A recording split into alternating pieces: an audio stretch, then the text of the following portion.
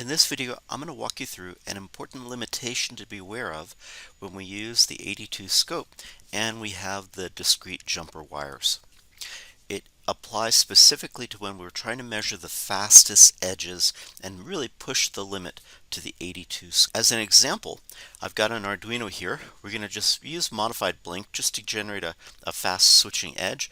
Now I've measured the rise time and fall time of the Arduino SIG professional level scope, and I find the rise time is about 3 nanoseconds. So it's a pretty fast edge. That corresponds to a bandwidth of about 100 megahertz. That is far and away above the fundamental limit of 35 megahertz for the AD2 scope.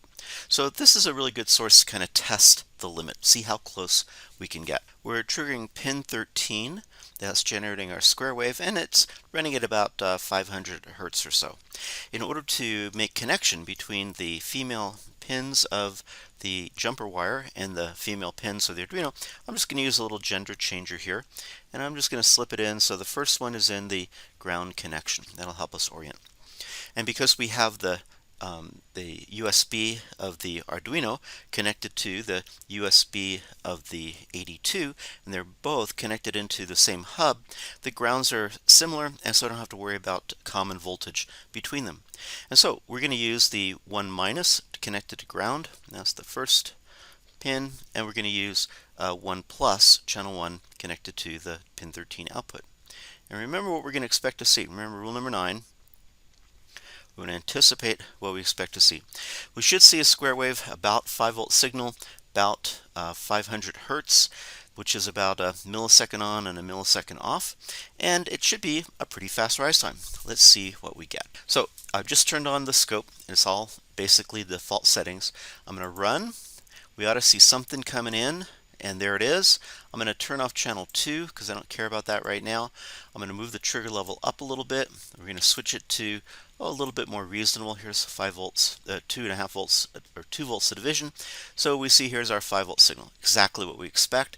We're a millisecond on, millisecond off. And what we're going to care about, we're going to watch, is the rise time and see what we can get using this probing method. So we're going to zoom way out. Let's see, here's 2 microseconds. We begin to see the edge. And it should be, it's 3 nanoseconds, so we should be pretty close to the limit here. So here we go to 50 nanoseconds, and now you can see what that edge looks like. This is a rise time that is shorter than what the AD2 can measure, and so we're seeing the impact of the artifacts. And it's fluctuating all over the place. And this is where we want to take advantage of some of the scope features. The first is, let's turn a little averaging on, just so that we average out that signal. So remember, the little down arrow here has the hidden power-up features. We're going to turn averaging on, and we'll use 50 is a good compromise. You can see it averaging over here, and wow, that quieted the signal down quite a bit. Now, a little hard to tell on this scale what the rise time is. 50 nanoseconds of division, it looks to be on the order of like 10 nanoseconds or so. Now's when we can take advantage of measurements in order to get a better value for what that rise time is and the signal quality of the edge. So let's turn on measurements. So we come up here to measurements. We're going to add from channel 1. It's going to be a horizontal measurement, and we want the rise time. And there it is. There's the rise time, the 1090 rise time, of course. And let's just get a little average of the average in there so we can see it. And gosh, that says it's about 20 nanoseconds. Gee, I thought it was going to be a lot shorter than that. Let's zoom out. There's 20 nanoseconds of division. And this is where situational awareness is really important. I mean, the value that I'm getting is 20 nanoseconds, but look at that. Here's 20 nanoseconds of division. It looks to me that I'm getting most of that rising signal in less than 20 nanoseconds. So there's a discrepancy between the value being measured and what I expect it to be. And that's because this is based on the 1090 rise time, and there's some funny shape to it. And so we're including some of that rising part over here in the measured rise time. This is not a realistic measure because of the funny shape involved. This is part of the artifact of using these probes. And in fact, if I expand their separation, look, I'm changing that shape even more, and that will impact the rise time a little bit. It's I'm getting 24, 23, 24 nanoseconds as the rise time when I have a large loop over here. I'm distorting the edge. When I pull it close together, I get a little bit cleaner edge. But even so, we're still seeing that, roughly 20 nanoseconds as the rise time. There's one other knob I can tweak in order to push the limit to what the scope can do. Right now we're sampling at 100 megasamples a second. Every 10 nanoseconds we're doing another sample. If I go to the 10 nanosecond per division scale, you can actually literally see the actual sample values that we're measuring here. Every 10 nanoseconds we're taking a measurement. I can get a little bit higher sample rate with another trick. I can oversample.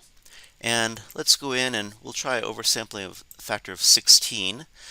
And now, if we expand this, we can read the top. It says, hey, we're sampling at 1.6 gigasamples a second. That means that about every 800 picoseconds, 0.8 nanoseconds, we're getting another sample. And now you can see, oh my gosh, that edge looks really distorted. Now, this is really pushing the limit to what this poor little scope can do. And when I oversample, I get a little bit more time resolution, and you can see that additional ringing. When I pull the wires apart, I'm really getting a lot of distortion in that rising edge.